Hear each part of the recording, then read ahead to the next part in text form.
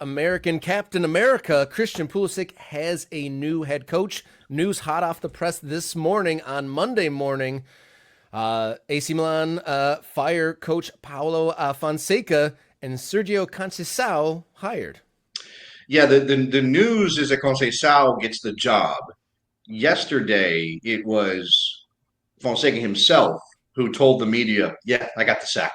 I'm done." He I said, like I like that quote. Yes, it's true. That's life. I did everything I could. Yeah. He said, "I did everything I could." I don't think Fonseca did great. Right? I don't think he was a great manager at AC Milan or anything. Obviously, he wouldn't get fired if he was. And this comes back to again the issue of patience at a club like Milan. Now, Milan is in eighth after the draw with Roma.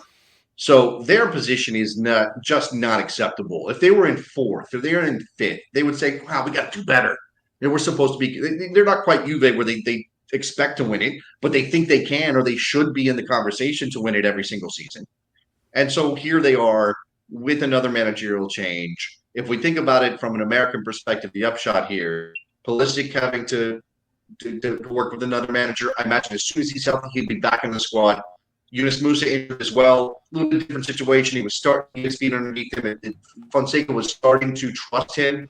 Will that be the case for Conceicao when he comes in? Will that be this was a similar mentality about Yunus Musah? I will say, in Fonseca's defense, everybody was injured.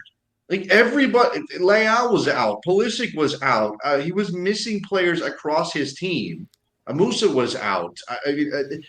Except for Reinders, who else has been playing well for AC Milan? And there's also the rumor out there that Theo Hernandez wants to leave, and he's been their best player. Right, so Reinders recently he's been their best player, Theo Hernandez. So things are not good at Milan in a bigger sense than just Fonseca had a bad run and they fired. Sergio Conceicao, obviously coming in as the new AC Milan coach.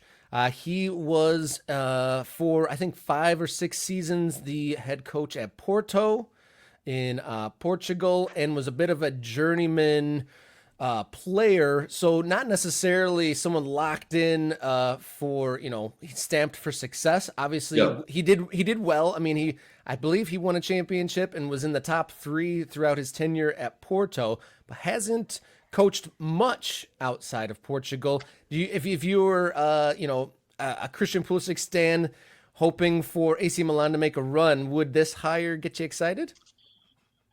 I no, but that's because I just don't have enough information to go on. I mean, I can look at the results out of Portugal. I mean, he has sort of steadily moved up in his career as a manager, right? And Porto is one of the biggest jobs in Portugal. There is Ruben Amorim vibes to this choice, right?